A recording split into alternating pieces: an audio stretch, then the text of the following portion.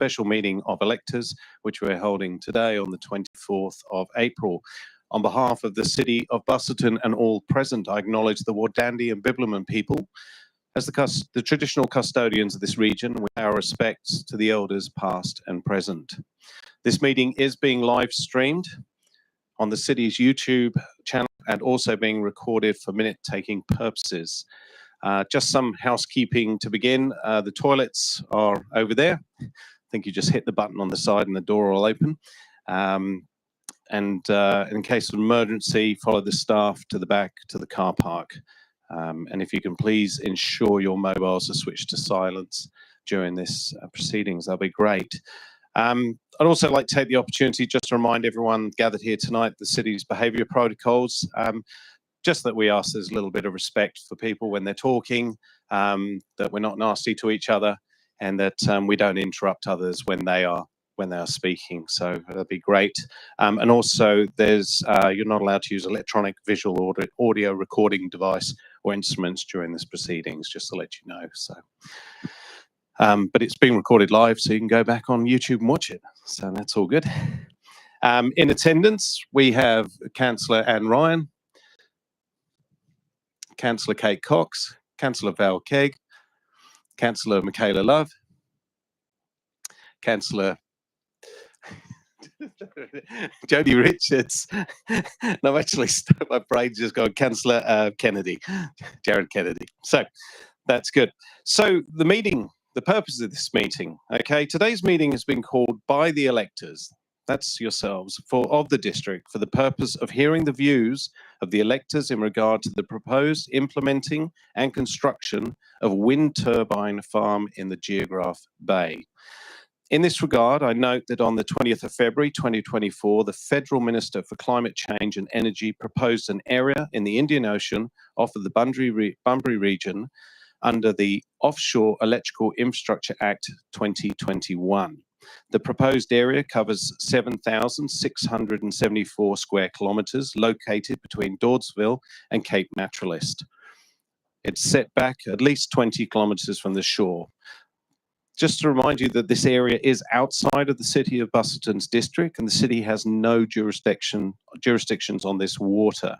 This is a federal government initiative. They're running a public consultation for the designation of this area, which began on the 20th of February 2024 and is due to close on the 3rd of May 2024. And I say that only that this is the purpose of myself and the councillors being here, is that we are here to listen to you. There'll be motions put forward that we will eventually consider once they are put together in a legal format that they can be regarded to. But at this stage, we are here to listen to you. So this is your opportunity to speak to us, to raise your concerns, and then we take it from there. So before the proceedings start, we're going to consider, or before we consider these motions, I'll allow electors who wish to make a statement about the matters being considered at this meeting to come forward and make a brief statement, and that's not to exceed 5 minutes in fairness of everyone here. So are there any electors who wish to make a statement? We have already some names. Do I just show of hands, just so I've got an understanding? So about 5 or 6, 7 people. Cool, that's great. Okay, so we will move forward to the list.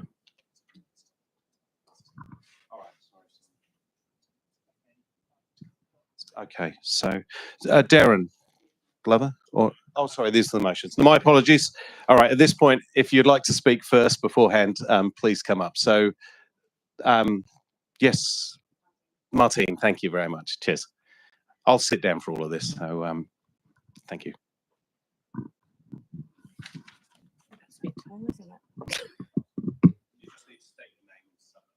Thank you.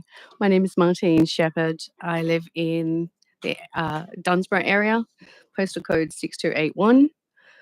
First of all, I'd like to thank very much the council members, the CEO and the Mayor for tonight's meeting, and also the staff that have helped organise this. There's a lot of work coming into this, so much appreciated. I'd also like to announce that we have a guest of honour, the Honorary Sophia Mormont, who is here and present tonight. So out of respect for her coming to speak, I'd like to introduce her. We'd like to also say that for tonight's meeting, we know that the electors are here that have voted you into these positions, and we know that you hold this with high regard. This comes with a great responsibility, and we understand that as representatives of us, the people and the community, and as public servants. And the one thing that a few people were concerned about, that there may be some conflict of interest if there are some people here that would have personal gain from the offshore wind turbines coming in financially or otherwise, if they'd like to disclose that at this moment. No, thank you. The other thing we'd like to say is that from tonight's meeting, we look forward to the council, the CEO and mayor take action to the mayor's concerns, major concerns, and the electors have raised in these motions this evening towards these offshore wind turbine proposals in your individual official capacity. My background is in studying coastal zone management. I worked for the Department of Environment and Conservation. Worked on many campaign coordinating in the Canadian Parks and Wilderness Society overseas, as well as in Australia. I'm currently one of the campaign coordinators for Save Our Beloved Geograph Bay. We, the electors today, and the residents brought forward this petition as we love this absolutely beautiful patch of WA and the Geograph Bay area. We engender a deep sense of stewardship for this area and look forward to looking after this in a pristine way, to making sure that this beautiful salty patch we live in remains as pristine for future generations. This marine environment here is a very dynamic and changeable ecosystem. There are no hard boundaries or geographical interruption to create natural borders. It has a constant flow. Because of this aspect of our natural environment that we all love so much, we need each to take responsibility for a thorough and evolutionary approach to prevent any known threats, impact, and potential risks that would alter these natural systems. What we allow to occur off our beaches here down in Geograph Bay and this shoreline of the city of Busselton will, without any doubt, affect ecosystems to the north and the south, due to the upwelling of the Southern Ocean and the flow of the Lewin Current down the West Australian coastline from equatorial regions. Interruption of this beautiful natural flow of this Lewin Current by these marine-based wind turbines has the potential to change the natural climate zone itself, humidity levels, and the impact on rainfall. For the area is already under threat from jarrah forest systems from lack of rain and interruption of these warm and cool waters mixing gyres that come up from the upwelling and down from the warmer temperate climates. Salinity stratification may be changed, and natural nutrient disbursement and transportation. These are of great concern. We have Ramsar wetlands within the city of Busselton, home to the vast Wanderup Ramsar listed reserve. There's 36 known species listed under the International Convention that migrate to our shores. And thus, this is where the city of Busselton retains responsibility of this area as land managers, and that any harm that comes to migrating birds that will be affected by these wind turbines will have to then be stated under these conventions, and they need to be protected. Other migratory birds that are ocean-based, numerous varieties of albatross, including the very critically endangered Tristan albatross, was listed as critical in 2000. Its direct threat was due to migration itself. So in reviewing that, knowing that it has to cross many oceans to get to our shores, offshore wind turbines pose a great threat to them, and they're already critically endangered. The EPBC Act Threat Abatement Plan acknowledges that fishing and marine debris is only recognised as a threat. This was listed under the EPBC in 2018. However, in contrary to that, in 2007, the US Fisheries and Wildlife Services already had recognising guidelines in threats to wind turbines, and that there is no, and I'm going to repeat this again, there is no practicable alternative to avoid or minimise death or injury. So the current government has had access to this data and has not updated it since 2022 when they took over. This published literature threatens seabirds migration, local communities, and the government claims there is nothing that should inhibit this offshore wind turbine industry to be implemented in our area. There are further issues I will address later in motions, but thank you very much for your time.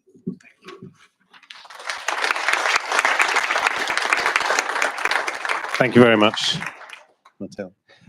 Is there anyone else who would like to present? This gentleman. Oh, Vernon.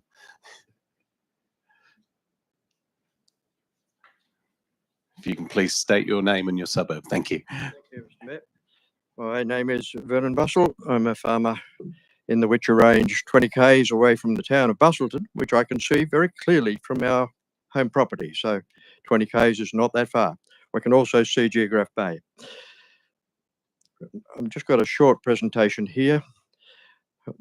The horrendous government plan to block the entrance to iconic Geograph Bay and areas further north as far as Dawesville with hundreds of huge, ugly 250-metre plus ocean-based wind turbines is totally unacceptable and must be stopped right now.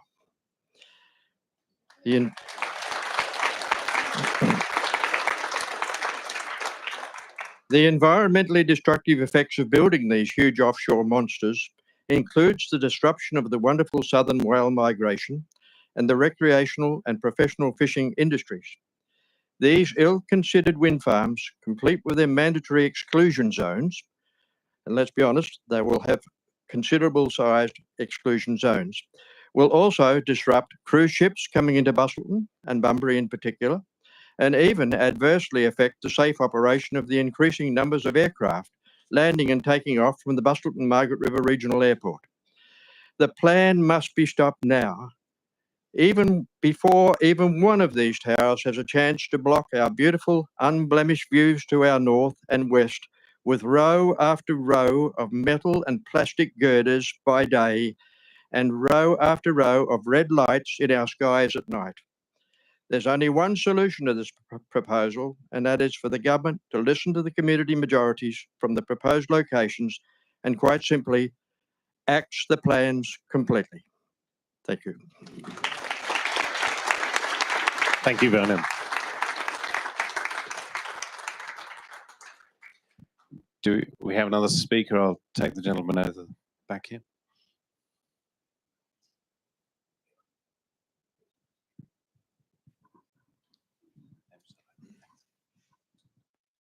Thanks, Phil. Andrew Wynn from Yallingup. I was one of the original proposers to get the meeting underway when I spoke to Phil originally. I felt that the City of Busselton have to be emotionally involved in the process.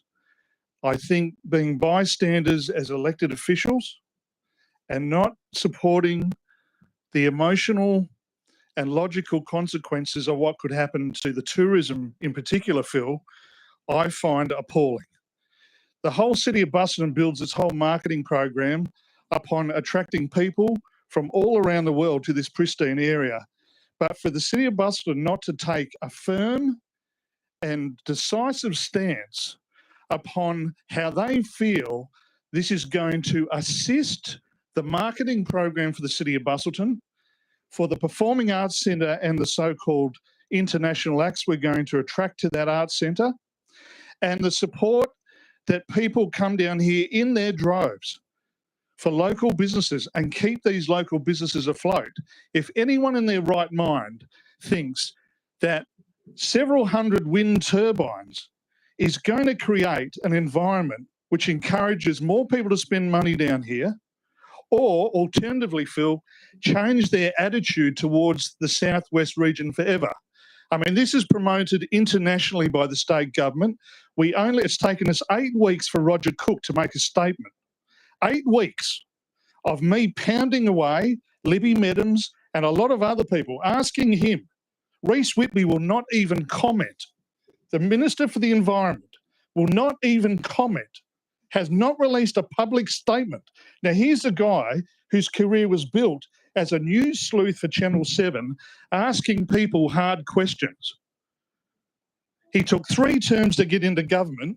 He finally gets in, and he will not make a public comment for the people of Western Australia and the Southwest about this development. Now, is that good enough? No. It's not good enough, and we deserve better. We've elected these people here who give up their time and put a lot of hard work in. The City of Busselton and the CEO, Tony, you need to make a statement, a long-term vision statement as to how these windmills or this development is going to support the long-term benefits of tourism. This region is built on tourism. The City of Busselton works very, very hard down here, credit where it's due, to support the businesses down here with tourism. Now, if anyone in their right mind thinks they're having a short gain employment benefit of 600 or 700 jobs for 3 years is not going to decimate the whale watching industry, it's not going to decimate the fishing industry down here and have long-term consequences to the whole perception of the Southwest region. I'm absolutely horrified that anyone in their right mind would even contemplate sticking one windmill out in that bay and think it's a good thing to do.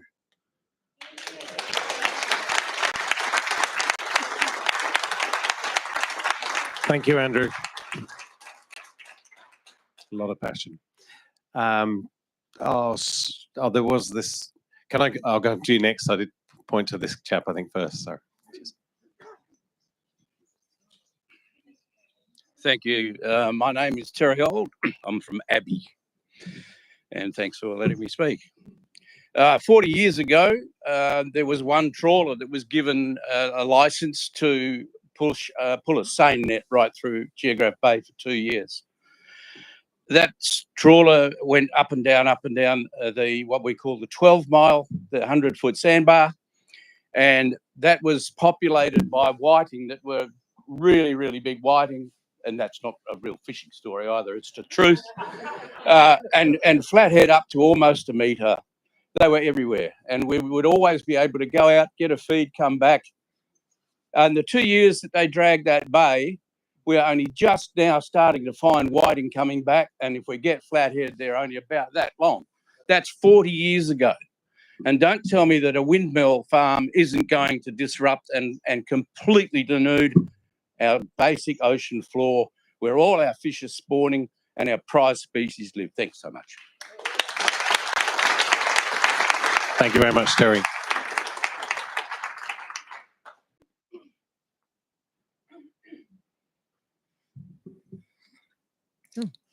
Good evening. Thank you to the Mayor and Councillors for having me here tonight. My name is Sophia Mormont. I'm a member of the Upper House in Perth, and the Southwest is my electorate. I unfortunately don't live here yet, but I'm hoping that will happen soon, okay? Yes, I'm here on behalf of my constituents of the Southwest.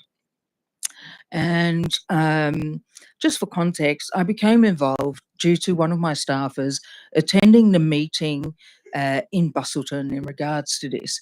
She told me it was poorly organised, the questions that people had were not answered, and she was actually manhandled at one stage and not allowed to ask her questions, basically. Now, I have seen the rollout of the Aboriginal Cultural Heritage Act and the rollout of The Voice, which is a federal project. The ACH was a state project, and I found the rollout to be very, very poor. People were unable to answer questions, and as a result of all of that, it created a lot of division. And it's unfortunate that with the briefing that I attended in Mandurah, that was the same. Right, it was poorly organised.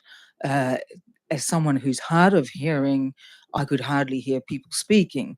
I also had a bunch of questions. Now, I figured that these people were professionals. They did not have answers to any of my questions. My questions are along the lines of, at what stage does this project become carbon neutral? Because that is essentially why we're doing this. Where will the profits go? Where are the exact benefits to the people of WA? How will electricity prices be affected? What will the effects be on whale migration pathways? How will the environment be affected there for lobsters, seagrass, water temperature, electrical charge of the water, recreational and professional fishing, water sports like boating and diving? And what is the cost? And how much are we as taxpayers contributing to this project? Is it simply another greenwashing project that is not necessarily going to give us any benefits? Now, none of these questions were answered. And quite frankly, I think that is embarrassing for the people who were there and who are hired to do that job. Because if I can come up with these questions as a layperson with very little knowledge about wind turbine technology, that it should have been at the forefront of answers to give to anyone who came to visit in those consultations. So I request of the council to join me in my support of the people here to help stop this incredibly destructive project. Thank you. Thank you, Sophia.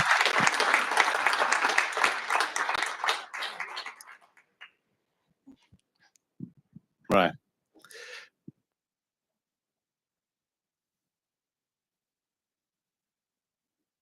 Hi everyone. So my name's Mariah. I live in Busselton. I haven't not prepared a speech. I've been very busy, but I just want to talk about social license. I've only been in Busselton for how long now? 12 years, and I call it my home. It's my children's home. This is where my daughter was born, and the bay is very important to my family, and I haven't even been here for that long. It's where my daughter had her naming day. It's where we go fishing, where we have fish and chips, where we've done swimming lessons, picnics, had parties with friends. It's just been a huge part of my children's life and my small amount of time that I've spent here. So I feel like as a resident that pays taxes, rates, that stamp duty and all of that, I need to be able to have a say on it. And so does my husband and everyone else I know that lives here. And so we need to have a social license for this to go ahead. And I did go to the meeting and I had questions. They weren't answered. A lady actually walked away and refused to talk to me because I simply asked her if the first stage was all just government officials that they had consulted, and she didn't like me asking that question. So I found a younger person that was much more useful than her. So I just feel like I haven't had my questions answered. So how can they have a social license to operate when they didn't even hold a proper community consultation? The other thing I want to say is I come from Brazil, where our oceans are dirty, our rivers are dirty, the sides of the roads are dirty. And when I moved to Australia, I just thought it was the most beautiful place on the planet because it was so clean and so pristine. And this is why I feel so passionate about allowing this to go ahead. And I don't think we should be living in a place like Brazil, which is third world. We are a first world country. We pay a lot of taxes and we demand better and we deserve better. And so I just hope everybody will get on board and think, ownership, this is ours. It doesn't belong to the government. And you don't have a social license. Thank you, Mariah. The gentleman in the back.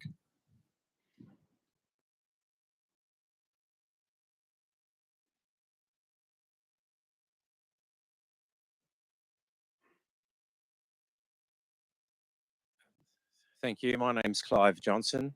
We're the owners of Mandalay Holiday Resort. We've been at Mandalay now for 60 years, but we're a long-term Busselton family. My grandparents shifted to Busselton in 1921, so I'm a third-generation operator of Mandalay, and now my daughter and son-in-law, my son and daughter-in-law, are now driving it, and they're the fourth generation, and the fifth generation look like they want to put their hand up too. we want to be able to have our grandkids and their grandkids to be able to enjoy Geograph Bay just the same as I have. And I don't know how many people here have actually dived out in Geograph Bay on a regular basis like I have, but when you're diving at 25 or 30 metres of water in the bay is full of flat level limestone, sand, lots and lots of seagrass, a huge benthic population of habitat crustaceans, all sorts of fish, and also our endemic WA jewfish. So if you put a tower up, one of these towers that they're talking about, 280 metres high, in 50 metres of water, add that together to the height of it, that's got to be held up somehow. And they're going to have to drive piles in it. And I'm not an engineer, but at least 30 metres to be able to hold them in. And they're going to have to anchor the piles, and they're going to have to anchor the boats and the barges that work on it. So you're going to have 200 or 300 metre radius absolutely decimated for every tower that goes in. And that takes forever to recover. It just does not come back. And not only that, but when they go and maintain these towers, they're going to be barges going around each of them, and they're going to be dropping anchors and working on them as well. So we're just going to have a desert out there. So I would just like to see the city of Busselton give us all the support we can to stop this if we can. Thank you. Thank you, Clive. We have time for a couple more speakers. Are you asking? Sorry, you want to speak? Yeah. And then I'll move to the gentleman in the checker shirt.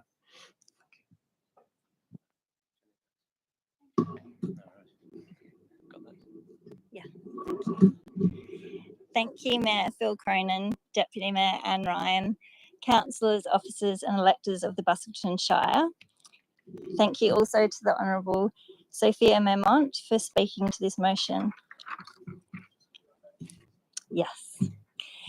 My name is Alexandra Nicol, and I worked for the federal government for 8 years as a policy advisor to 2 federal Liberal senators.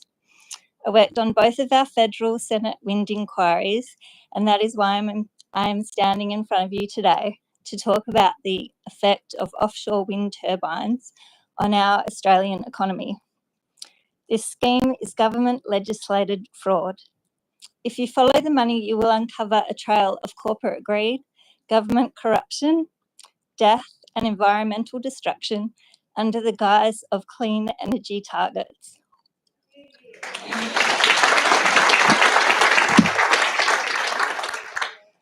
This scheme began in the United States with the Enron scandal. Enron were gaming the electricity market and laundering money with the support of intelligence agencies. Out of Enron came Babcock and Brown Wind, and Babcock and Brown Wind then became National Power in South Australia and Infigen Energy in New South Wales and Victoria. These companies lobbied our federal government, and under the Howard government, the Renewable Energy Electricity Act was introduced into Parliament in the year 2000. This scheme is deliberately complicated to ensure that the Australian public will not understand it. This fraud has support from both state and federal governments through both of our major parties. The renewable energy legislation brought in renewable energy certificates called large-scale generation certificates, or LGCs. Energy retailers have to purchase these certificates or pay a penalty price. The cost of this subsidy is paid by electricity consumers. This is you, the electors, in your electricity bills. The cost of LGCs is currently $1.46 billion per year. This is 33,000 gigawatt hours times $44.25 per megawatt hour. Added to the cost of LGCs is the ongoing government support of renewables. The Clean Energy Finance Corporation comes in at $1.3 billion per year, ARENA at $100 million. The 30% safeguard mechanism is $906 million per year. The Clean Energy Regulator at $750 million per year. State schemes at over $14 billion. The Capacity Investment Scheme at $10.38 billion per year. The total cost of this government legislated fraud is over $1,500 per household per year paid in your electricity bills. There are 10.3 million households in Australia. This equates to a total of $15.6 billion. Renewable schemes make up 80% of your household electricity bills, not the 6.5% the government quotes. But wait, there's more. One of the objectives of the renewable energy legislation is to reduce emissions. Industrial wind turbines do not reduce emissions in their electricity grid. They require base load power to balance the grid. The electricity generated by wind turbines is intermittent and unreliable, and you cannot ramp up the Collie Power Station to balance the wind. Therefore, there is no overall reduction in emissions in our electricity grid. $15.6 billion is a lot of money to spend each year subsidising a technology that does not actually reduce emissions and only works 2 days a week. Then there is the cost of construction. On-land wind turbines cost 3 megawatt of capacity. Offshore costs would at least double that. I believe the research and construction vessels cost $1 million per day. As far as jobs go, wind turbines create a net loss of jobs in the economy. With every green subsidised job created, there are 2.2 jobs lost. So where is this $15.6 billion of your money going? Most wind turbine companies are foreign owned, meaning that this government legislated subsidy is reaming the Australian economy and lining the pockets of foreign owned $2 shell companies like Copenhagen Energy. Copenhagen Energy does not care about your tourism, your view across the horizon, your property values, your fishing expeditions, or your surfing adventures. They do not care about our precious marine life. They only care about taking your money, the subsidy which is paid by you in your electricity bills and enforced by our state and federal governments. Remembering that this is paid by you, not just by taxpayers, but every household. It is paid by every Australian man, woman and child, pensioners, schools and hospitals. Offshore wind turbines are just a big washing machine for laundering your money to foreign interests. And this scheme is sponsored by our governments. It is time to stop this scam from continuing off our shores. It is time for the Shire of Busselton to please say no. Not on our watch. This fraud stops here.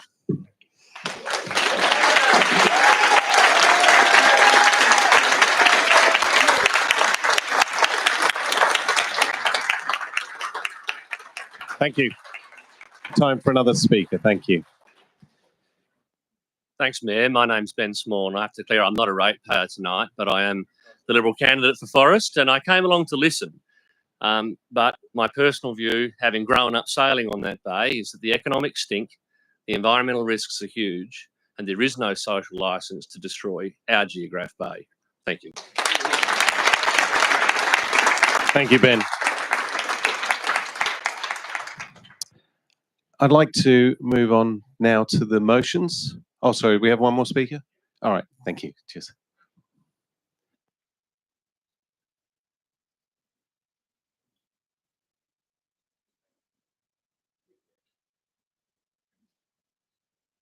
My name is Larry Price. I live in West Busselton. It's quite a simplistic thing that I'm going to bring up. We all watched all these organisations saving whales, saving fish, saving the environment. Where are they now? No one wants to broach the subject of what we hear about tonight. Where are the environmentalists? Where are the people supposedly saving the environment? Crickets, folks. That's all we're hearing. Thank you. Thank you, Larry.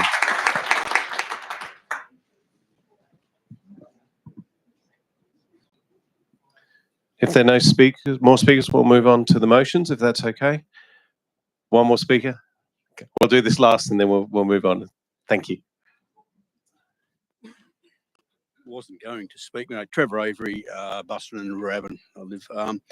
We heard a lot about the offshore, and I went to that so-called consultation process, and I kind of walked out halfway through. I couldn't get an answer from anyone.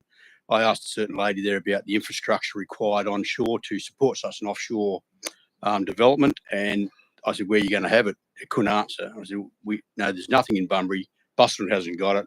Perth hasn't got it. So while we're all focused on the offshore, we're kind of missing the infrastructure that's going to be needed onshore, and how they're going to connect offshore to onshore. Well, how's it all going to happen?" And right now, they can't do it. So there's a lot more behind the scenes that we're not seeing, and they can't tell us or won't tell us about. Also, I've been trying to find some good about wind farms, whether it be onshore or offshore.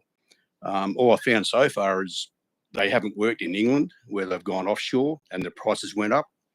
In America, there's so many of them that are not operating, have gone to front-end engineering design, but are not moving past that point. And it's just, I think it's already been said here, they're non-economical.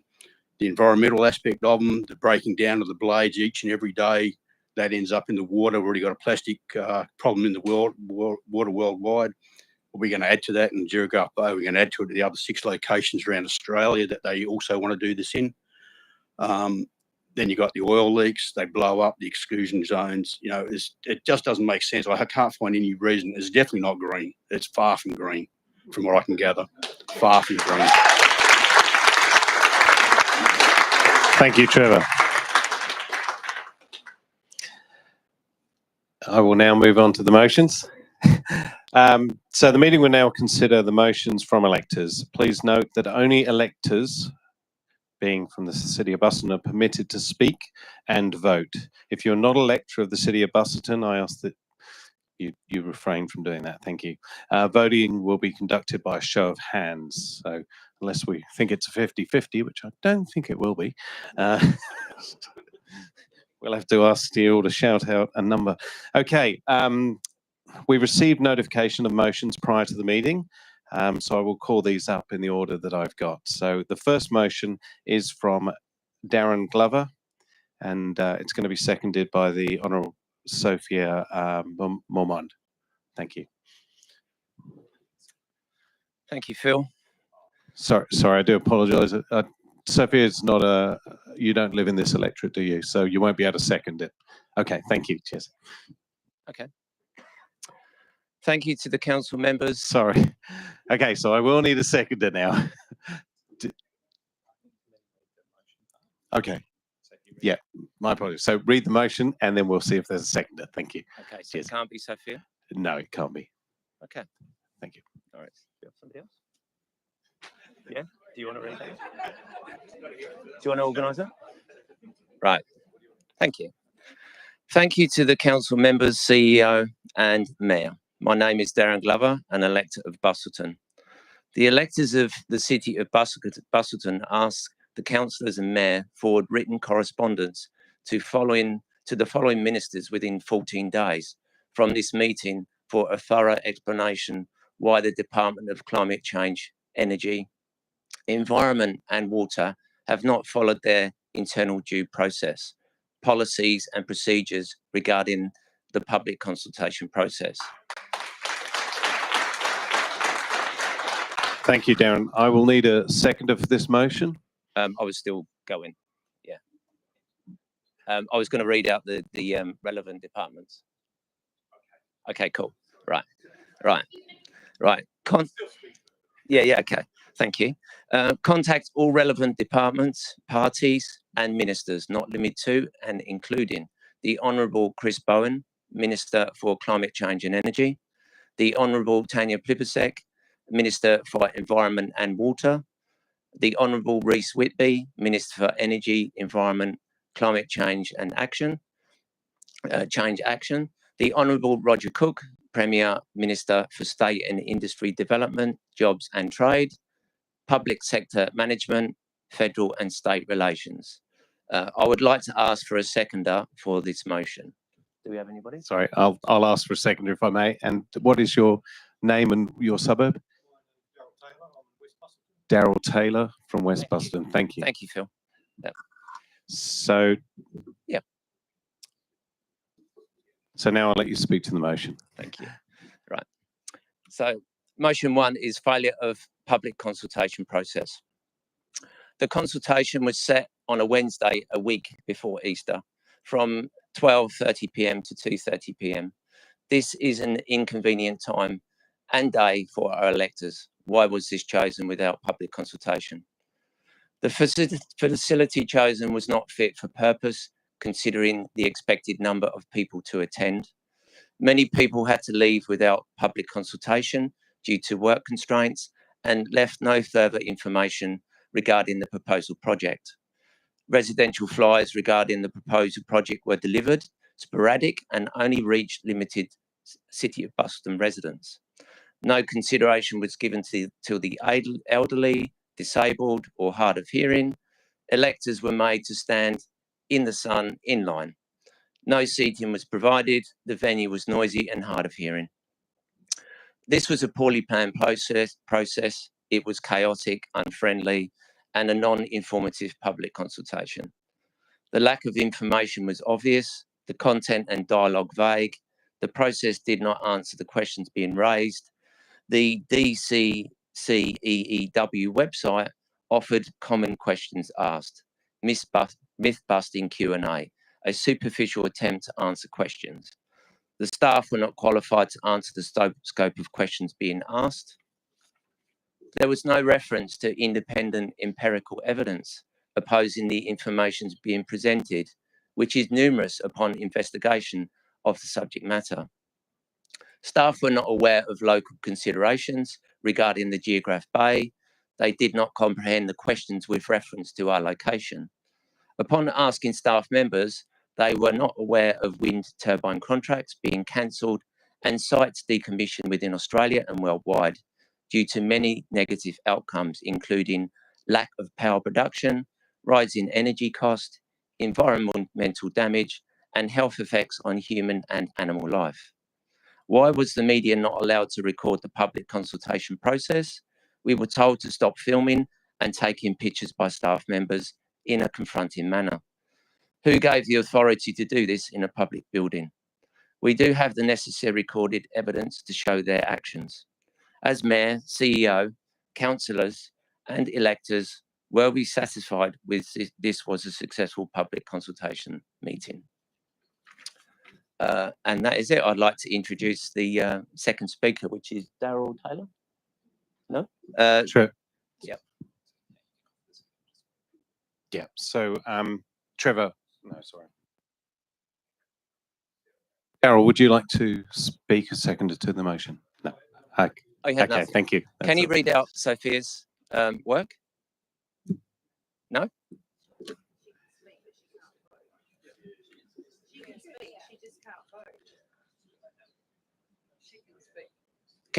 Sorry.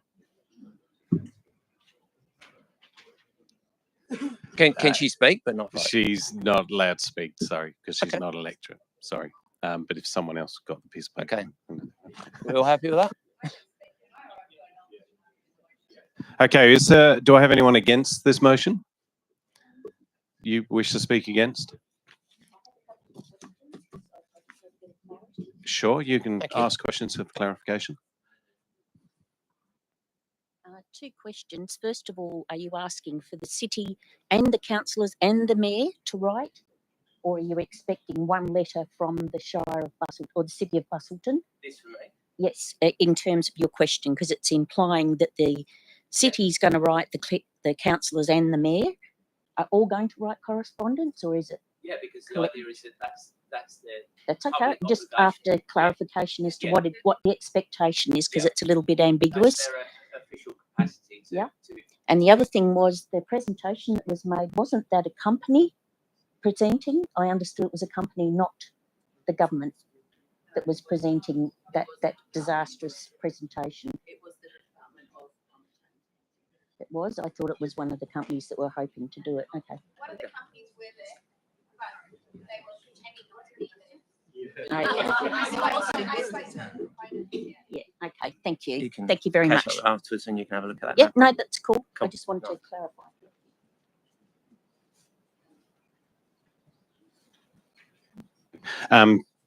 As I, the mayor, speak for the city of Busselton, it would be just myself, not the councillors. So, thank you. Do we have a speaker for?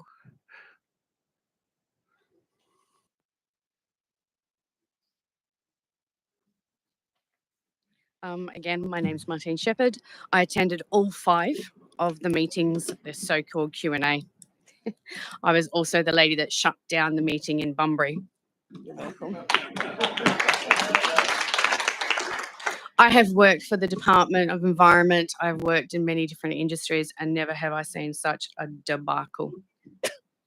I was bullied and threatened, and I was told that if I conducted myself outside the realms of what they wanted and dictated, that I would be barred from entering, although none of my behaviour was aggressive. Did anyone observe me aggressive there that was there? There was a lot of people here that observed it. So all I simply did was hop on a chair and knock on a door and said, I'm sorry, but the unanimous conditioning here is that everyone is feeling as if they are not being heard. We'd want a simple Q&A, as you have said and represented. They failed to do that and they refused to. From that, it snowballed to each single meeting that I attended. I was threatened by what was it again? The offshore regulator, Owen Wilson. Hi, Owen, hope you're watching. Numerous times where I was told that if I spoke out of order or did anything that was undue to what they wanted to do, they would have me thrown out. So there was threatening behaviour. Someone tried to take a photograph of me wearing my lovely shirt. And it was a public forum, and as such, that person was accosted by a federal agent that had attended, a federal officer, and that person had the camera shoved in their face and was assaulted to not have a photo taken of me. So as far as I'm concerned, the title that was in the local paper, which was the word fiasco, is probably a nice word for what I would say. What I will do is also offer up that at the ending of the proceedings in Mandurah, a lot of the federal agents that had come over to answer questions shook hands and also agreed that it had been an absolute debacle. Thank you. Thank you, Martine. Do we have a speaker against? If not, do you? Sorry, and I'm back. Sorry about that. There's one aspect that I actually have to point out because it's within the law constraints. We were supposed to be given 60 days to respond from the time that it was announced. Is that correct? Yep, 60 days.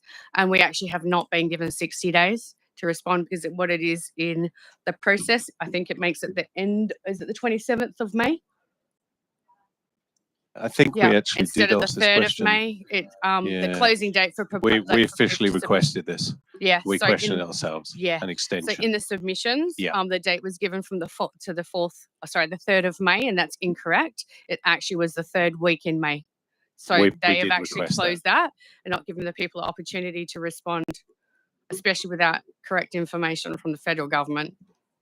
Total failure. Thank you.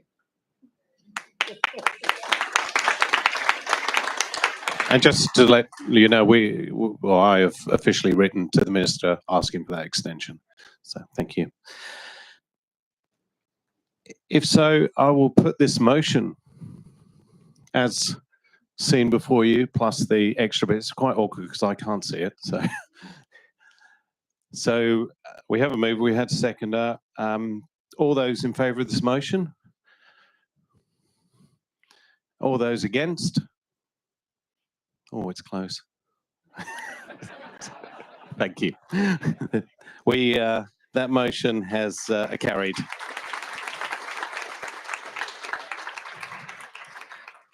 The second motion is from Rue Marshall.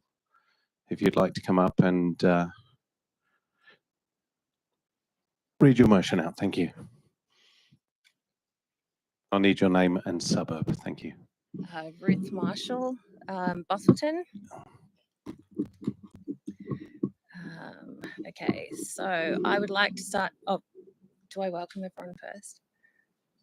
Just straight on. Just move straight to move your Okay. motion. Thank you. I motion that the electors of the City of Busselton ask the elected council and mayor to write to the following ministers for a formal response regarding the following issues associated with the proposed offshore wind farm, wind turbines, to communicate and strongly express concern regarding direct impact on businesses and tourism in the Busselton region.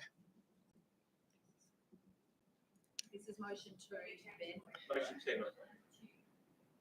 Motion 2. Thank you. Yep. And look, should this again be, it would be myself, the mayor, who would be putting that forward. But do I have a seconder? Certainly. Glenn? Darren, sorry. Darren Glover. Do you wish... sorry. Roo, would you like to speak to your motion? Thank you. Sure. Okay. If we go to the City of Busselton's website and click on tourism, we read, and I quote, as one of West Australia's favourite tourism destination, the City of Busselton is a gateway to the Busselton Margaret River Premium Wine Region. The Busselton Chamber of Commerce and Industry website states, under the importance of tourism, and I quote, annual visitor numbers exceed 600,000 per year, and in the broader southwest, including Busselton, accounts in excess of 1.9 million visitors per year. It also says that tourism contributes approximately $1.5 billion per year to the local economy. It goes on to say tourism is a substantial factor in generating local employment, which underpins both retail and the hospitality industry. Busselton is the gateway to the southwest, and the reality is we are Perth's playground. Those 600,000 visitors that I quoted choose Busselton for their holidays, weekends away, overnight stays, weddings, professional functions, family reunions, and coastal adventures. The city has worked hard and has been so successful to make Busselton the events capital of the southwest. We showcase a family-friendly beach, our incredible foreshore, swimming, snorkeling, fishing, boating, whale watching, sporting events and eco tours. And let's not forget our world-famous jetty. Intrastate, interstate and international visitors travel to Busselton for our transparent blue water. With outstanding visibility, this blue water stretches on forever. And it is this incredible pristine ocean that provides Busselton with so much opportunity and versatility for growth in industry, for all tourism, retail and hospitality. These proposed wind turbines are the industrialisation of our pristine ocean. It will mean the end of our clear waters. The installation of these 280-metre tall concrete Goliaths will cause the destruction of marine habitat, coral reef systems, and damage fragile marine food chains throughout the Geograph Bay. This is an enormous risk to our famous pristine water and to our tourism industry. The City of Busselton held an economic development forum in 2022. And in the tourism session, the first speaker states the Perth visitors make up 80% of our visitors base. It's our bread and butter. But she goes on to discuss about attracting the high value traveller and explains that high value visitors want to deeply embed themselves in the destination that they are visiting. She declares that we must speak with a clear and consistent voice of elevating our story and who we are. And you, the council, have done it and done it well by investing in our airport, facilitating weekly flights from Melbourne and now Sydney. The airport has been a resounding success in attracting that high value traveller. But what do you think this high value traveller how they will react on arriving to find Busselton a mere shadow of its former glory? The speaker goes on to say, and I quote, We are reliant on our environment for our tourism products, experiences, and for the prosperity of the region. I just really want to repeat that. We are reliant on our environment for our tourist products, experiences, and the prosperity of our region.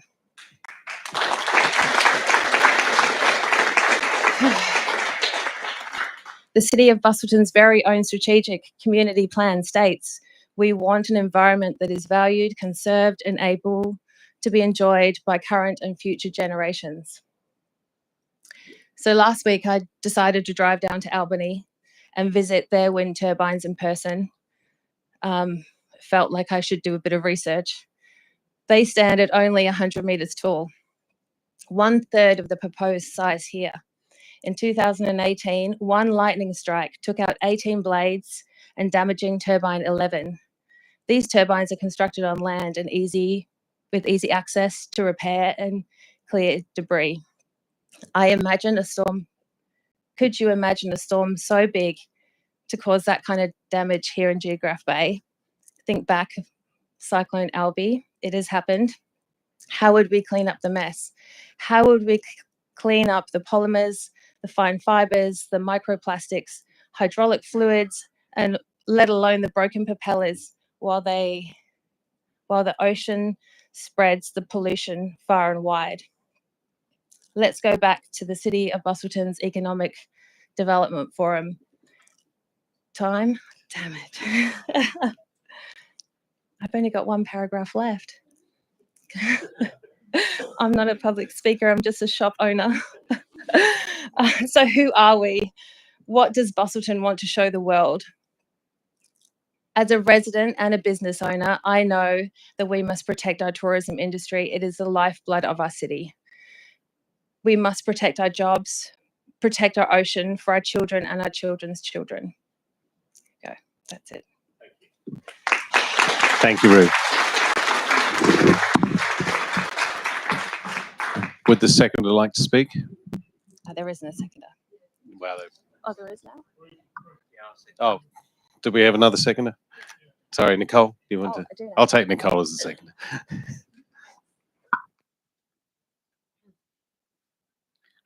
She wasn't really prepared Thank to you. do this, but Nicole, neighbour suburb. my name's Nicole Davies. I live in Dunsborough. So we're a business owner in the southwest. My husband has Dunsborough Cellars with his business partner Rob Zidilla, and I'm an environmental scientist and we have worked in the mining and energy industry. I'm an asset management auditor, a regulatory compliance auditor as well, and I attended the consultation in Bunbury and pointed out some issues that I had that was a conflict with their information and the Act. I was, long story short, hands threw up in the air, said I'm done with you and walked away. I had not been rude, I was respectful, I'm professional, and it was, to me, raised a red flag as an auditor. When someone behaves like that, I'd pay more attention, and so I did.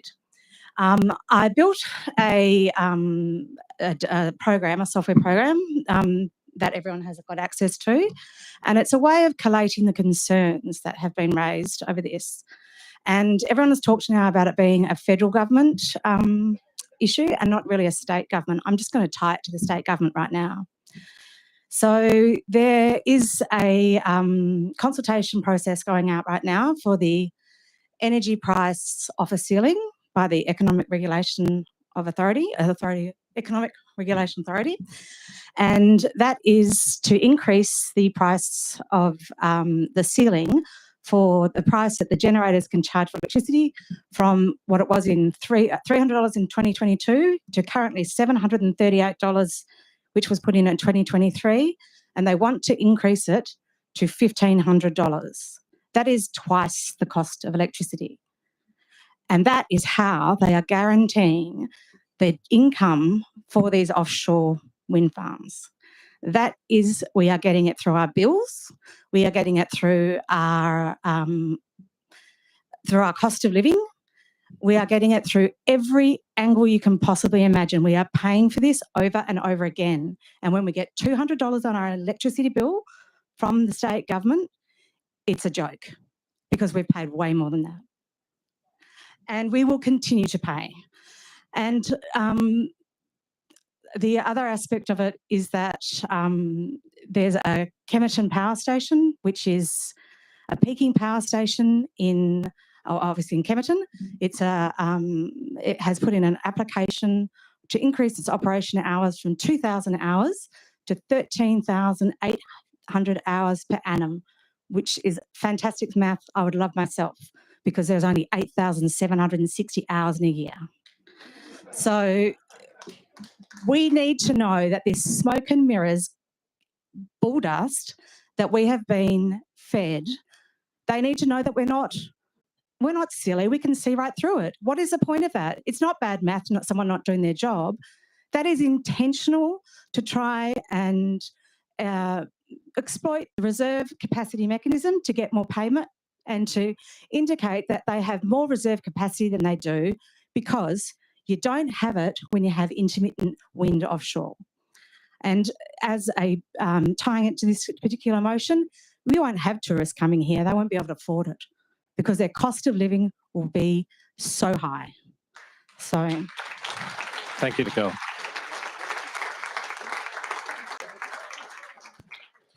Do I have any speakers against? If not, I'll put the motion forward in front of you. I'll let you read it.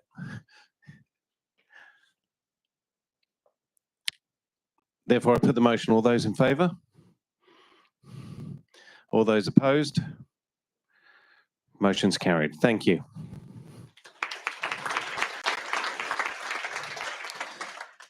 The third motion is from Martine Shepherd. Thank you, Martine.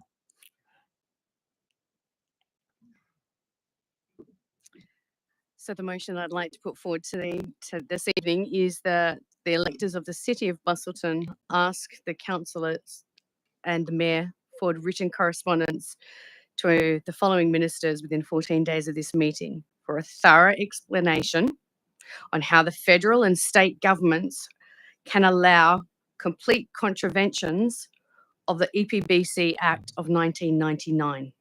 There is historical knowledge and documented evidence of harm and impact from offshore wind turbines they have planned for our Geograph Bay and the City of Busselton region. We, the electors, have done our due diligence. Sorry, is that your motion? I'll need a seconder, that's all. I haven't finished yet. That's incorrectly done. Okay, yep, sorry, that's... Sorry, there's... Sure. There was a little difference. There's a gap there that shouldn't be there. You'll see further down.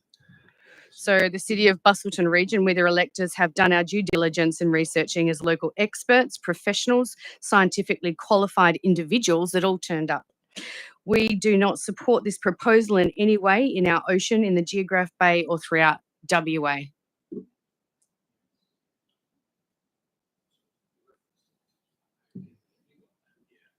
The EPBC Act of 1999, yep, you've missed that out on the notes.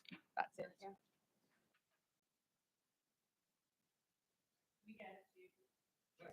You have it.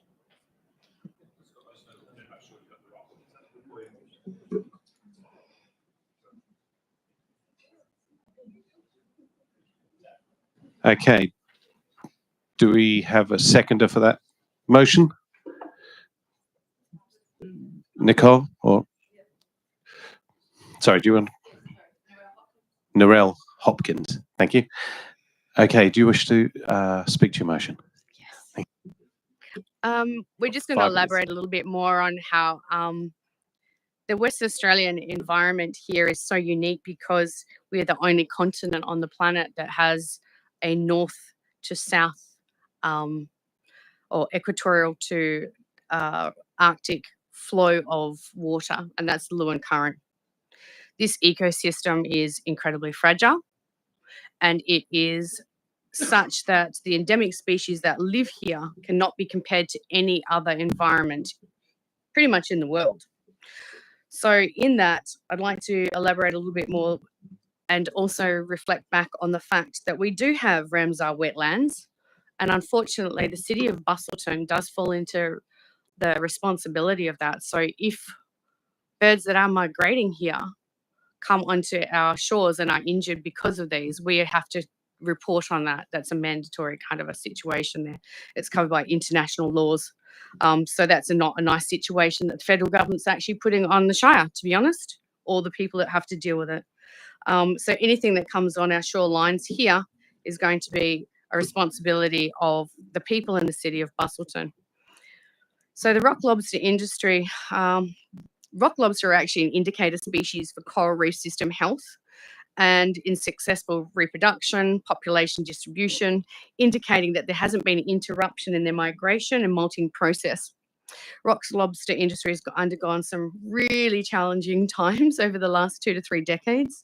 The successful recovery of this species has actually been because it's been achieved by mitigating the fishery quotas and licensing. So we know that local communities have been locked out a lot from being able to take rock lobster. So that's why things didn't go so well in bidding up when their experts came and told them we're going to come and mess up your whole environment. That's why that kicked off. The installation of cement footings is actually by ramming the piles into the substrate, as it was explained earlier, more than 30 metres into the substrate, and then there's going to be a 500-metre square footprint that will be devastating. It's going to cause irreparable damage to the coral reefs. These coral reefs do not repair themselves in the way that other coral reefs do because the coral reef benthic plane and the substrate decays and erodes. It will not rebuild itself. There's essential habitats here that's devastating. Endemic benthic species do not rehabilitate to these artificial reefs as claimed. They're not interested in cement. Most epipelagic fish is what is come around and tends to come and go to these areas of like oil and gas rigs. So it's got nothing to do with how our species down here, the endemic species, which are demersal. So our dominant demersal fish species and the WA rock lobster will not come and rehabilitate these areas. Once they've gone, they're gone for good. If you understand the way that they migrate up and down the coastline, so we have what's called linear reef systems. Once you cut through them by cutting into the substrate to drop down these high voltage cables that are coming onto the shores, not only is that going to destroy the reef system forever, but it segregates it. So what you're going to do is essentially segregate entire populations of different coral reef systems. Electromagnetic fields for these underwater high voltage cables, what a nightmare. The effects on sessile and benthic species include the iconic rock lobster, our beautiful blue swimmer crab, abalone and other invertebrates. It causes them to become disorientated, paralyzed, and retards normal movement patterns. This results in migration interruption, breeding and molting interruption also. Ultimately, this can cause fragmentations and an absolute decline in population. There is a heat created by underwater high voltage cables have a maximum temperature, surface temperature of 70 degrees. Adding this into the water substrate creates unprecedented and variable heat transference, which means it cannot be predicted. So no matter what level of modelling they try and do, it doesn't add up. It's because we have such a unique environment here where we have south upwellings coming up from the Southern Ocean, and then the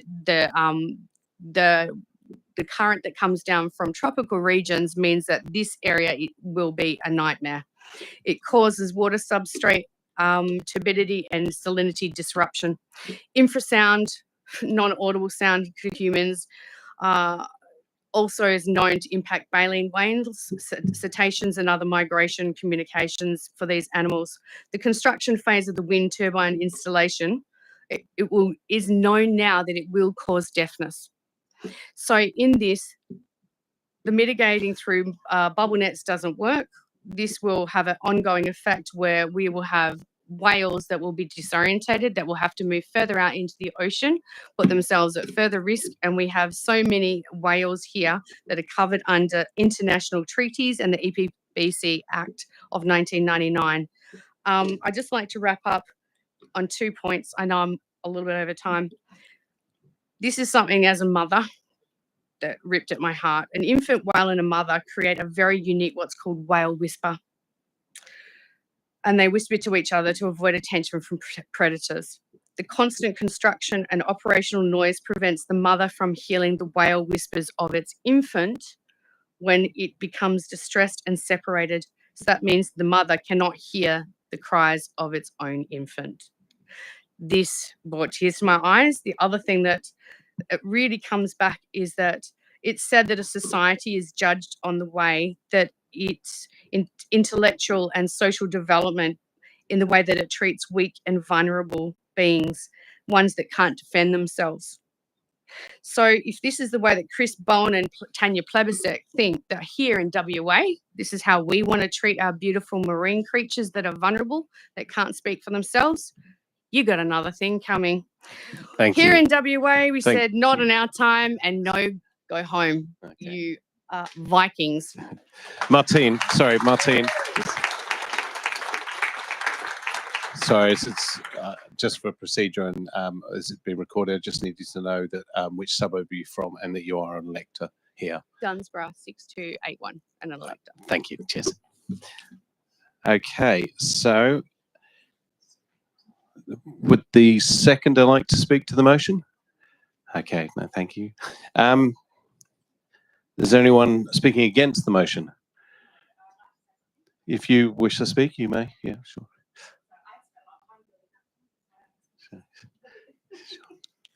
Sorry, just say you.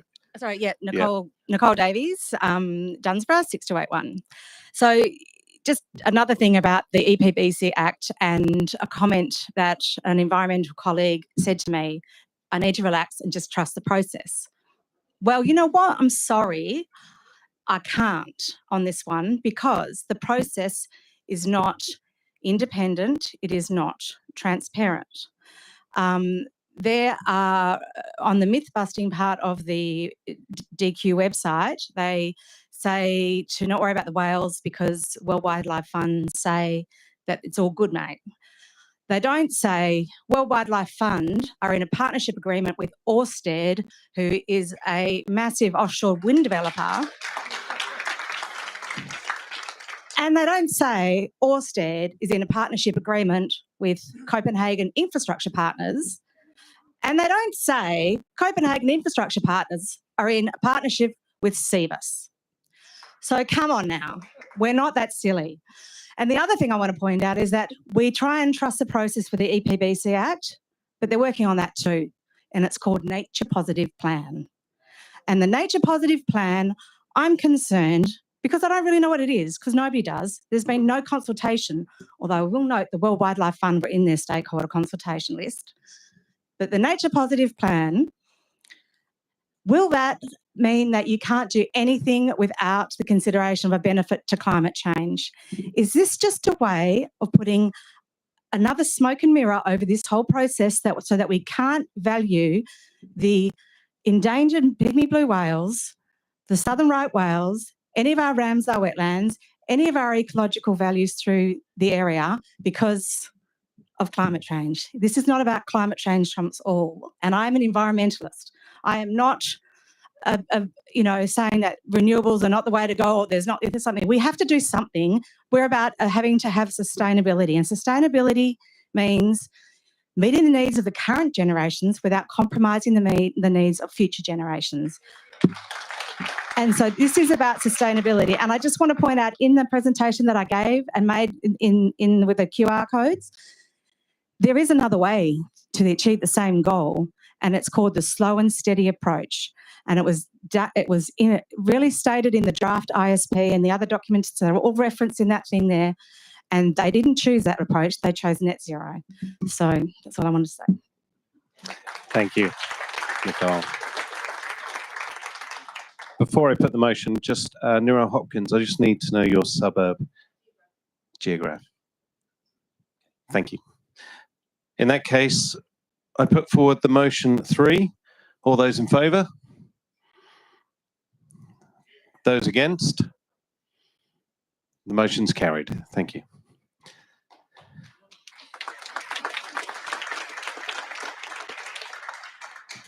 The fourth motion is from Narelle Hopkins. I will ask you to state your name. Just put your motion. Thank you. Thank you, councils, mayor, CEO for tonight's meeting. My name is Narelle Hopkins. I am from Geograph. I'm a long-term ratepayer, and my children are fifth generation Busselton born. My motion is the electors of the City of Busselton ask the individual councillors in their official capacity and the mayor to forward written correspondence to the following ministers within 14 days for a formal response regarding the council's and electors' concerns on the following issues: with the offshore wind turbine proposal, direct impact on electors, businesses and visitors, real estate and development in the City of Busselton.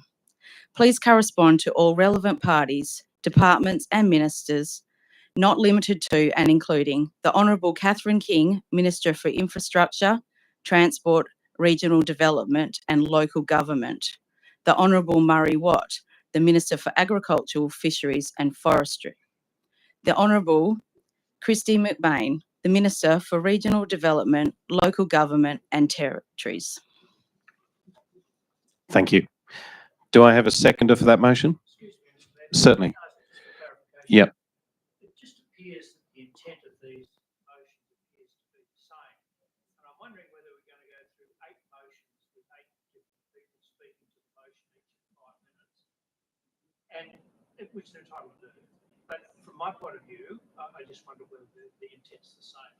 Everyone in this room, I think, is against what this is. Yeah, yeah. I'm sure that I mean, the option is we make amendments to other motions, or you. I think the point is that I'm actually asking the individual councillors, because we have elected individual councillors. So we want the individual councillors in their capacity to also address this, as well as the City of Busselton and the mayor. Just for So clarification. that is the clarification. Yeah, I absolutely appreciate what you're saying there, Narelle. The issue with that is that if the council makes a decision in the council meeting after these motions that have gone through, the mayor speaks for the council. So it is the mayor that writes the letter to, which then assumes that that's the position of the council moving forward. So that would speak for everybody. The individual officers, they don't do that, and also from the administrative point of view either as well. So if these motions go through to council for essentially what would happen after this, and we're happy to explain this at the end of the night as well, motions will go through, the officers will put forward a report to council, and the council will consider that, make those decisions, and then obviously then the mayor would write that letter to those representatives you've suggested, if that's the decision they ended up making. The individual responses can't happen. That's stated in the Act, unfortunately. Okay. Yep. Thank you. The councillors can act as individuals, though, after hearing these motions. Not for the City of Busselton. They can Okay. write individually. We're ratepayers Well, as well. I hope that the individual councillors are taking that on board of what the electors want. Yeah. Okay, thank you.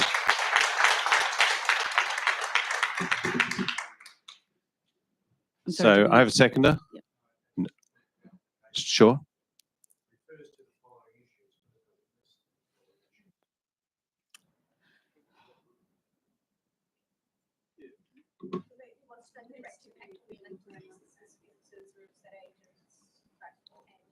The impact is the issues, and then I'm going to speak about the impact.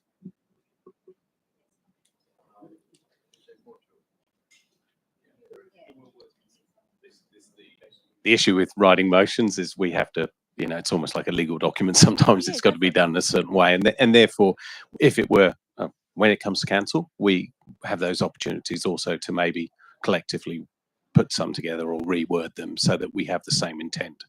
So that would be the directive. But when people are voting, it's like when we say 14 days from this meeting, the next council meeting won't be within 14 days. So we wouldn't actually be able to do that, because this report wouldn't come to us. So it would be 14 days from when, council decision was made. But I believe we can make these amendments.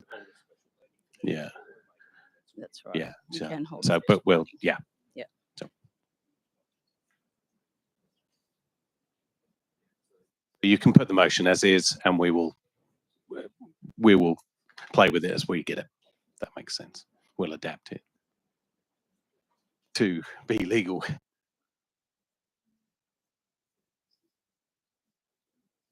So what I'm saying is, if the intent of the motion is clear, then we can consider it.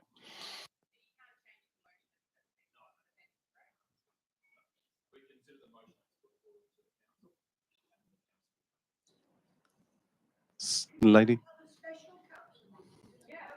Well,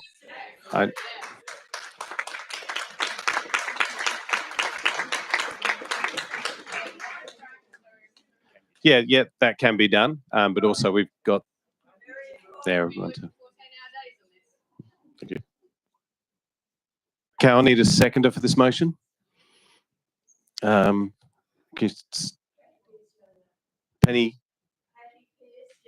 Patty Pierce yelling up. Thank you. Is there, yeah, if you'd like to speak to your motion then, thank you. Thank you. I would love to have had a professional from the industry of real estate or development, but unfortunately that is not possible, as contractual restraints and people are generally fearful to speak out for the repercussions on their businesses. During my own investigation on this topic, real estate and development professionals have spoken to me anonymously. The wind turbines, industrial sites are not set and forget operations. The bigger the turbine, the greater the force acting on it. Forces growing exponentially with size, and the greater the forces, the greater the risk of failure. How long will it take to build a 20 gigawatt of capacity? It is likely that long before they finish building the last 250 to 300 metre high, 1,300 plus industrial wind turbines, they will have begun replacing the first ones. This will mean that our beloved ocean will become a permanent industrial zone. Currently, blades are non-recyclable. Who does the onus fall on for their disposal? Should it not be the proponent of the offshore wind turbines to be entirely responsible for the ecologically sound repurposing and recycling? We are currently in the middle of a drought in this region, and it's going to take numerous seasons to recover. So how can it be ecologically responsible or viable for the amount of concrete footings needed to be established for these offshore wind turbines using our local water? Hence, we can expect increase in water costs. We are currently 4 years into main road upgrade between Capel and Busselton. Industrial traffic will congest the roadways further, needing more upgrades, increase travel times further, and of course, risk on our roads. Where are all the workers going to live? Thousands of highly skilled people will need to be imported into the area, putting even more pressure on housing. We are currently in the middle of a major housing shortage, and long-term locals are living in caravans and moving out of our district. The city advertises itself as a tourist destination. Where are the tourists staying?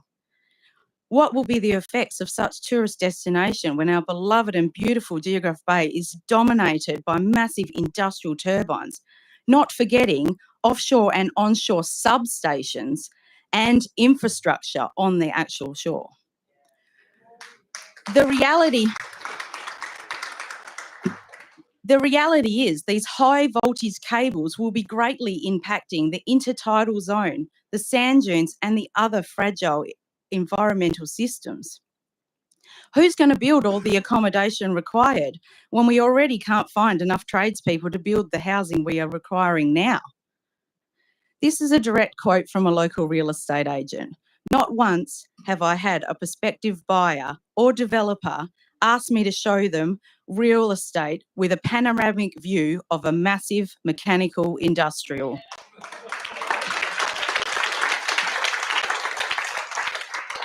Also, and I quote, wind turbines destroy the natural beauty of every area they are built. Because I can't have a second speaker because of industry professional because I can't have a second speaker, industry professional present because of the conflict of their employment contracts, I'd just like to have a show of hands here for who is present would be actually concerned about remaining living here long term in this area, knowing that these offshore wind turbines will destroy the natural beauty. Thank you. And I'm just going to hand to Ben another list of all the ministers for the last 4 motions that we would like to be contacted. Thank you.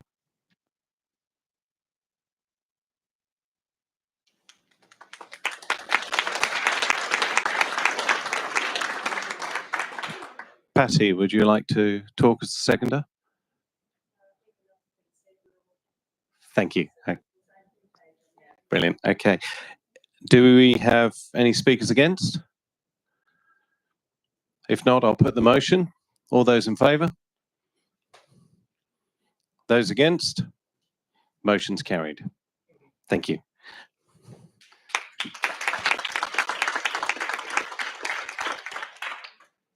I have a 5th motion from Ms. Bianca Hart.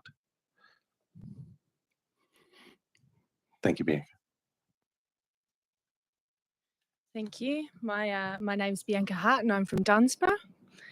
So I motion that the City of Busselton sends a formal inquiry to the federal government seeking clarity regarding the projected power output of the Lune offshore wind farm.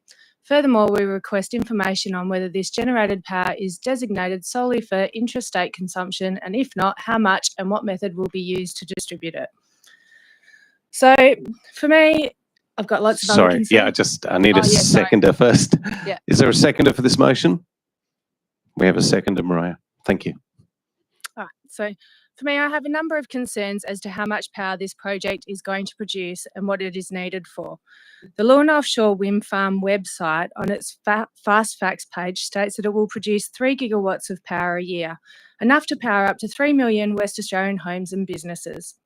On the 20th of February 2024, the Minister for Climate Change and Energy, Chris Bowen, put out a media release stating the proposed Bunbury zone is an ideal location for offshore electricity generation because of the high-speed winds in the Indian Ocean, its proximity to large energy users, and could enable up to 20 gigawatts of offshore wind to be developed.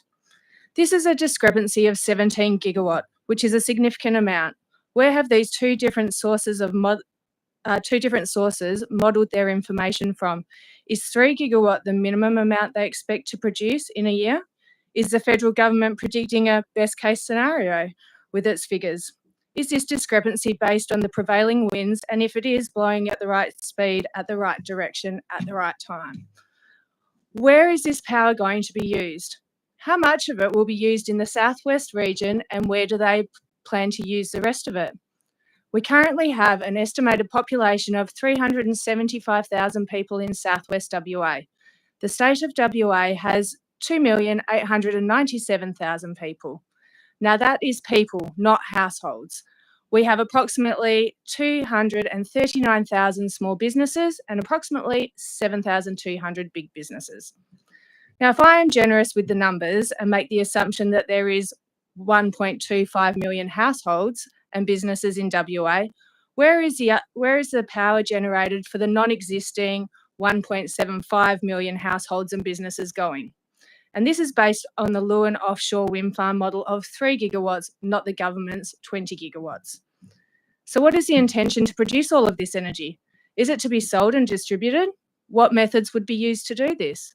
Do we need all of this extra energy to power the EV cars the government is pushing on us? Is it to power the growth of AI applications and cloud computing operations, which have been estimated to consume a significant portion of global electricity, with projected increases ranging from 8% to 20% of total electricity demand? This is equivalent to the amount of energy used by entire nations. The communities affected by the environmental implications of the offshore wind farm project, including our own and neighbouring areas, have a right to expect transparency and honesty from our federal and state governments regarding the destination and use of the generated power.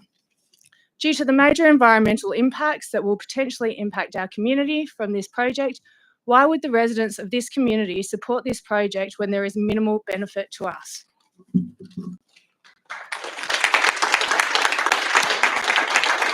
Thank you, Bianca. Mariah, do you wish to speak as seconder? You don't have to. Sure. Thank you. Do I have a speaker against? If not, put the motion then. All those in favour? Those against? Motion's carried. Thank you.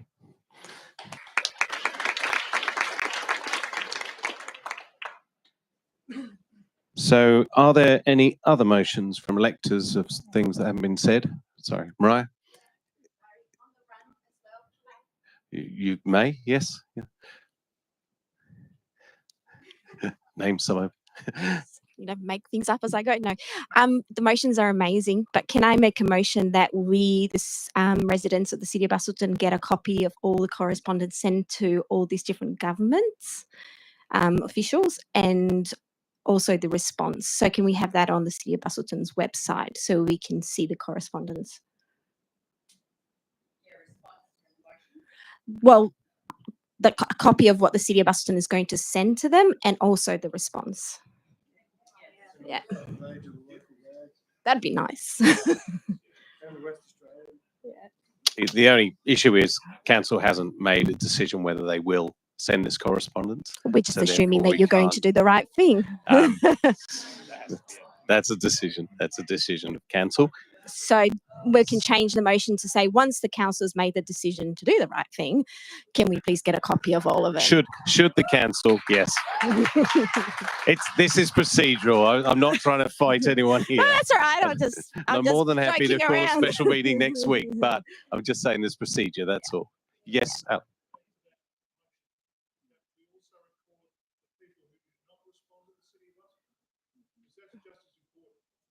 Yeah. You can add that to your motion. Yep, definitely. So we want a copy of everyone that was, all the letters that were sent out, the ones that were received, and a list of the people that did not correspond. Is that Which you should be able to work out, as we would have sent them. Yeah, There that's wouldn't right. be a corresponding one. Yeah, response. that Thank you. So let's just make sure I've got that. And it's something along the lines, I don't know if anyone can help me with this one, but social license. So like once we get all those correspondence, can the city do something in regards to establishing whether or not there is a social license? Like can we run a, can the city in itself maybe do a community consultation? Not sure we have jurisdiction over that. So, Well, then how do they establish that they have a social license to operate here? Sorry? Yeah, so I just don't know exactly how to word it. Andrew McNish is not here tonight. He's great with this sort of stuff. He just does it on the run. So would that be another motion, or can we put it in the same one? Can the City of Busselton do and Ryan? Investigate or community consultation on the project to see whether or not there's a social license? Yeah. Yeah. What about a survey, an online survey to establish whether or not there is a social license? Yeah, and you could put it on Facebook, you could put it on a newspaper, you could send it out to your mailing list that you have. There's lots of ways of, yeah, Bay-to-Bay newsletter.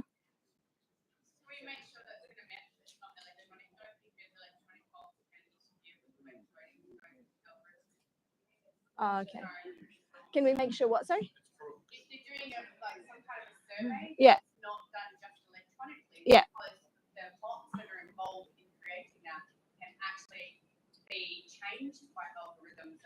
Oh, okay. So how would we do that? Yeah. Yeah. And that perhaps it sticks more to a survey be undertaken, but happy to, if the council makes that decision, we can have that discussion around what might be the best way to run through that process. So can the council organise a survey of the residents from the City of Busselton to establish whether or not there is a social licence? That would, yeah.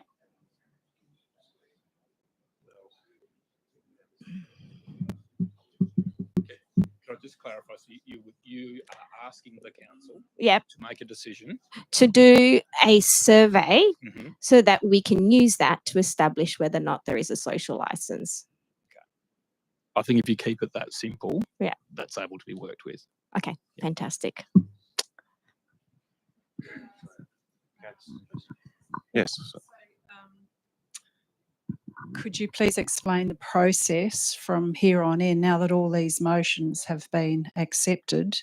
What will the council know once it has? Because it's my understanding that we would take this to a special council meeting and that councillors will then resolve on whether they will accept these motions, because they don't have to. Unwise, I think. But also that information in the first paragraph can be put on the agenda if we have the information, such as that we do with the councillors' information bulletin now. So any letters that get sent out to ministers or parliamentarians are in that agenda. Yeah. As part of the report, and then any responses. Is that the way you see it? If the report was written by the officers. CO bulletin. Yeah. Okay. I guess is that going to all be done in time for the consultation from the federal government? Yeah. Yeah. Yeah.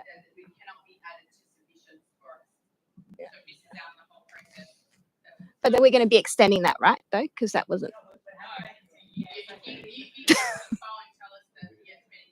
Yeah. Okay. I don't know, even for the next stage, if we could still do a survey, regardless of where we're at, so that we can establish whether or not there's a social license. I'd still like that in there. Yeah. So we just keep it like that. Doesn't matter when it comes.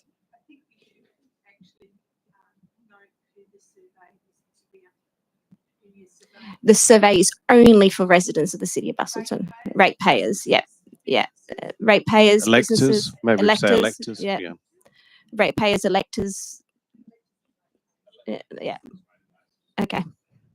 Are we good with that? Any seconds? Sorry, that's your job. Do I have a seconder for this motion? Thank you. Would you like to speak to the motion? No, that's.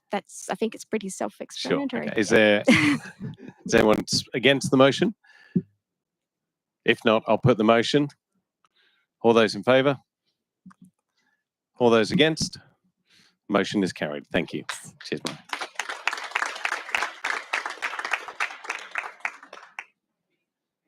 Are there any more other motions? We have another motion. Thank you. I hope you're not going to charge me rent for this spot tonight. Kidding. From discussion tonight. Just name and so it's just for the recording. I need.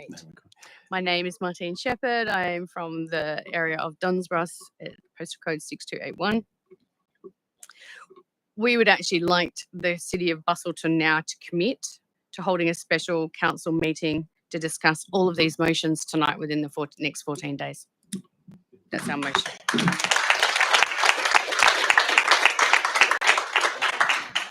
From a practical sense, though, you would need to hold a meeting for the council to make that decision. However, there are other processes that can be done for a special meeting to be called. So I don't know if the mayor wants to comment on that. Yeah, look, at this stage, because of the time constraints and availability of councils, I'll be calling a special council next week, should everyone's been available. So in the next week, you will be putting forward a meeting to discuss to discuss all these motions. Yeah, but the administration need to write a report, needs to come to us. I need time to call the meeting, and then we will call it, and then we'll discuss all of these motions, and then be able to follow up on them as So that well will in a be- timely manner. That So, 14 days would be within a reasonable constraint of what you have to do. yeah, be close, but yeah, Okay. yeah. So if it's Sure. 15, we'll give you some leeway. Thank you. This is Fine, let's stick to 14 So then. can we drop that one? You happy? Yeah. Yeah. All right. Okay. Thank you. We need a second. No, I think we're saying the motion. We would have to take this to council to do that motion. So I'm saying I'll call a special meeting as per 5.4 of the Act. So I can call the special council meeting. So I will do that, but I will need to make sure we have a quorum and that we have councillors available in that short time period. Yeah, and plus we have tomorrow off, but we will. Got the day off. Well, I don't, but Yeah, thanks. I hope to see you all at 5:45 in the morning. Thank you.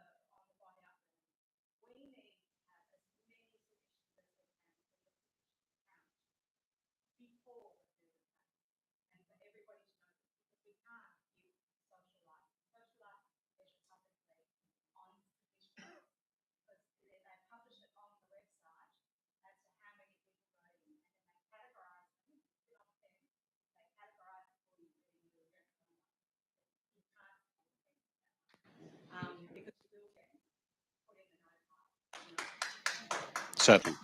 Thank you. Thank you. Are there any other motions? You want to say something? I think Nicole has forgot to mention, you'll have these on your seats. If you don't, please come and grab one. It goes to a very comprehensive website and it's got a lot of information that Nicole's put together for you. So, and what she's saying is please put in a submission because every one of them helps. Thank you. Yeah. Okay. If there are no more motions, I'll close the meeting.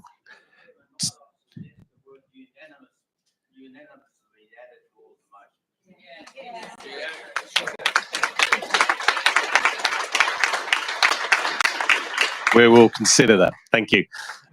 Otherwise, I'll close the meeting at 7:15. Thank you very much for your attendance. There was a lot learned tonight. Thank you very much for your time.